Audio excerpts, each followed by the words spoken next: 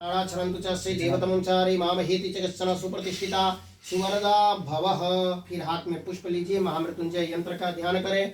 अम्बकं जजामहे सुगन्धिं पुष्टिवर्धनम् उर्वारुकमिव वन्दना मृत्योर्मोक्षीयमामृतात्।